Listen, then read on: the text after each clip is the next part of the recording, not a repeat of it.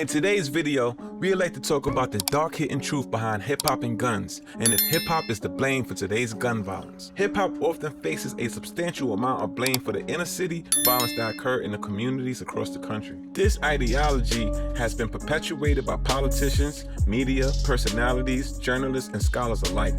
Despite the lack of glorification in the early era of hip-hop, music, gang, and drug-related violence was at an all-time high in many urban cities during the same years. In 1980, the homicide total in New York City was 1,814. Dating back further, in Chicago, it was often perpetuated as the poster child for violence in the modern time. The city peak murder rate was actually in 1974, with over 970 murders occurring in 1 year. Historically, this was way before hip-hop genre even existed in mainstream society.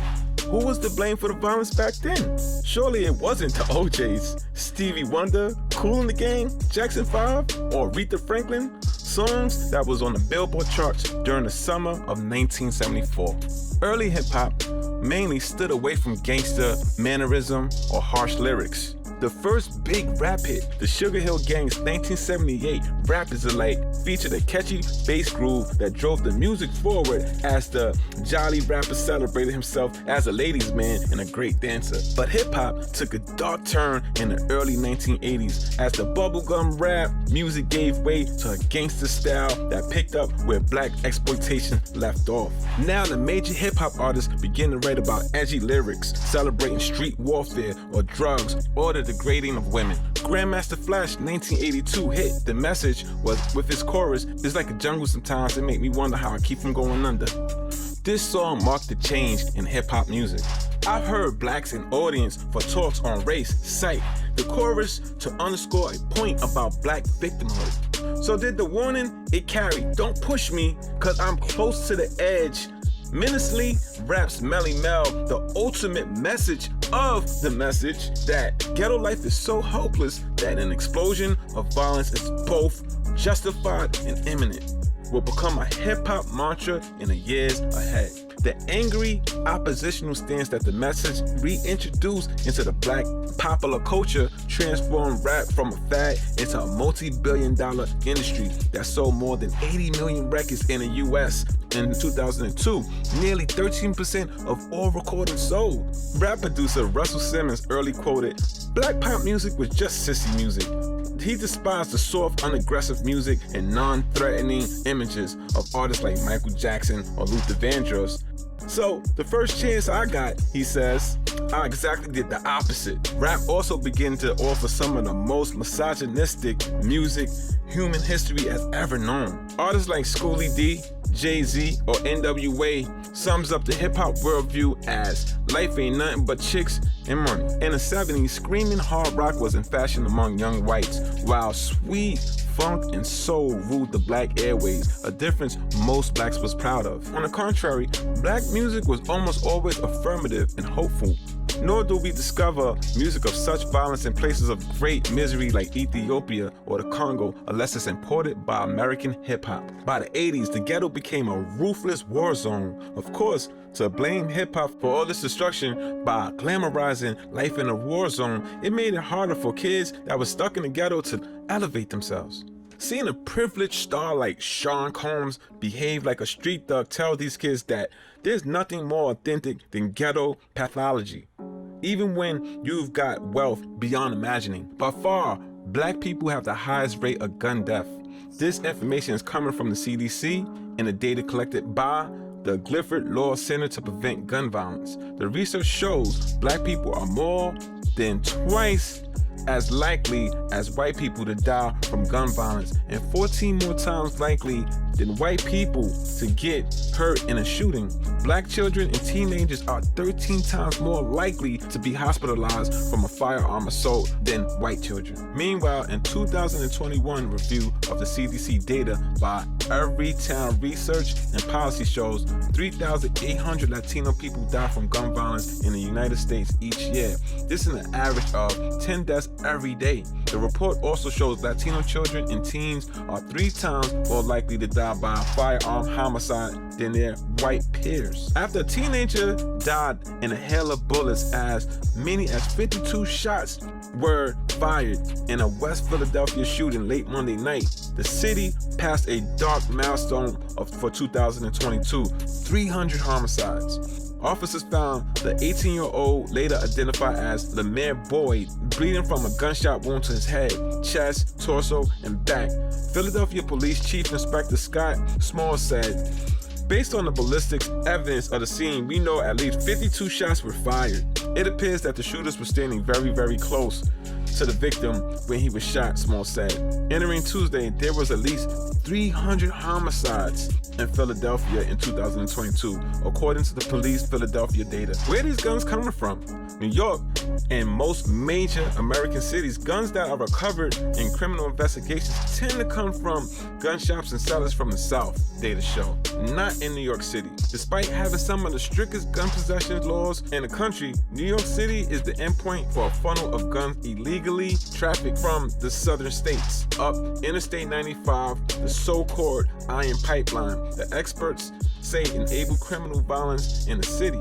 More than half of guns recovered in the city in recent years have been traced to Florida, Georgia, North and South Carolina, Virginia, and Pennsylvania, according to law enforcement analysts. Gang members implicate the United States government in dumping crates of guns in the Chicago alleyways.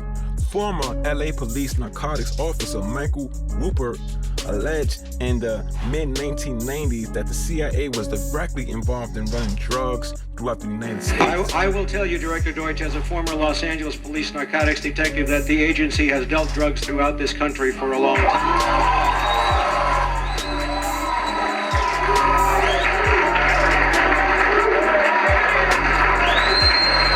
Again, the list goes on. However, with the recent rise of violence in Chicago involving 3,000 shooting victims in 2016, it appears that another case of U.S.-sponsored gun smuggling and intentional destruction of inner-city communities may be at play. In a public video testimony, an ex-Chicago gang member described how crates of fully automatic firearms will regularly be found in alleyways and backstreets of urban Chicago at the early hours in the morning. And several others that I ran with know this to be the truth. Growing up in Chicago in the early 90s, this same situation was happening. I've been in Chicago where a person came into my house and knocked on the door to come and get me early in the morning, 6:30 in the morning, and said, "Come with me, man. It's a crate of guns in the alley." And I got up and ran out there, and sure enough, there was a crate of guns. And during that time when we in it, you're not thinking about where did the guns just come from. You know, you never think about that type of stuff, like where did the guns come from and why are they here? But now that I'm older, I can kind of tell you that it's a diabolical plot. Nothing is stopped. The guns are still there. The guns are still being placed in these different strategic communities. It's a plan. It's not out in Bridgeview. It's not out in, Westmount. They're putting it in the hundreds for sure. Yeah, they're putting it on 55th. They're putting it in Inglewood. 6:30 in the morning while older people. Chicago gang members have been working with a trio of enlisted U.S. Army soldiers to funnel illegal firearms into Chicago that have been used in shootings which left multiple people injured or dead across the city. Federal officials alleged Friday U.S. Attorney General Merrick Garland joined Chicago police and local federal officials in Washington, D.C. to announce a superseding indictment against 12 people who allegedly trafficked more than 90 guns from the Kentucky and Tennessee areas into Chicago. Among those charged are 9 reputed members of the Pocket Town faction of the Gangster Disciples street gang. Also charged are DeMarcus Adams and Jarius Brunson and Brandon Miller, enlisted members of the United States Army stationed at Fort Campbell, and Cass in Clarksville, Tennessee. The feds have alleged Miller and others acted as a straw purchaser to illegally buy the firearms and deliver them to the Chicago gang members. Between December 2020 and April 2021, the defendants allegedly sponsored to buy and deliver the firearms to the Chicago area in order to facilitate the ongoing violence dispute between the Pocket Town Gangster Disciples and their rival gangs. According to the new indictment, the gang members will contact Miller, Adams, and Brunson and place orders for firearms before paying them. We have kids who have guns from Afghanistan. They may not even know how to get their meal, but they are able to access guns. When you have communities with high gun violence, the likelihood of people wanting to reinvest or invest in that community lessens. Distress, trauma, and pain, social costs. Gun violence can have a series of serious snowball effects in education, health, incarceration, and family instability, and social capital. To take one example, anxiety levels rise and cognitive functioning worsens among school children following a violent crime within a half-mile of their home. Individuals who witness violence are also at increased risk of a variety of mental health issues, which can manifest as post-traumatic stress disorder, depression, poor academic performance, substance abuse, risky sexual behavior, delinquency, and violent behavior. In conclusion, there are many occurrences and entities to blame for inner city violence. Many elements lead back to systematic racism and oppression of Black people in America.